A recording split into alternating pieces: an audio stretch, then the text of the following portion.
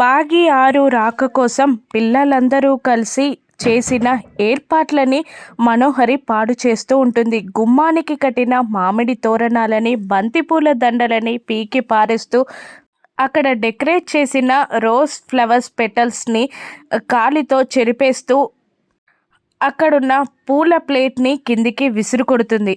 దాంతో అమ్ము, ఆనంద్, ఆకాష్, అంజు అందరూ షాక్ అవుతారు. అమ్ము మనోహరి దగ్గరికి వెళ్ళి ఏం చేస్తున్నారా ఆంటీ మీరు అని అడుగుతుండగా, మీరేం చేస్తున్నారు అసలు, చదువుకోకుండా ఈ ఆటలేంటి అని మనోహరి తిడుతూ ఉంటుంది అమ్ముని.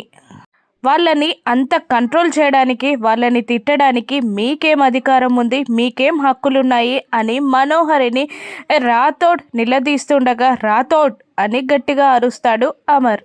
అమర్ వాళ్ళందరి దగ్గరికి రాగానే ఆకాష్ ఇలా అంటుంటాడు, డాడ్ ఈరోజైనా మిస్సమ్మ, బుజ్జమ్మ వస్తారేమో అని కృష్ణని పాదముద్రలు వేస్తుంటే అంటుండగా, షటప్ అని గట్టిగా అరుస్తాడు అమర్.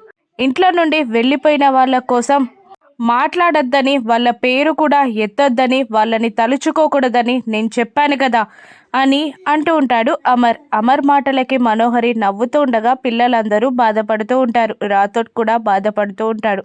ఇంకొకసారి ఆ పేర్లని ఇంట్లో పలకవద్దు, తలుచుకోవద్దు అని అమర్ కోపంగా అంటూ ఉంటాడు. అమర్ కోపాన్ని భాగమతి ఎలా పోగొడుతుంది? వాళ్ళిద్దరూ ఒకటెలా అవుతారు? 6 వారదవుతుందా? రాను ఎపిసోడ్స్లో చూద్దాం. Thank you for watching.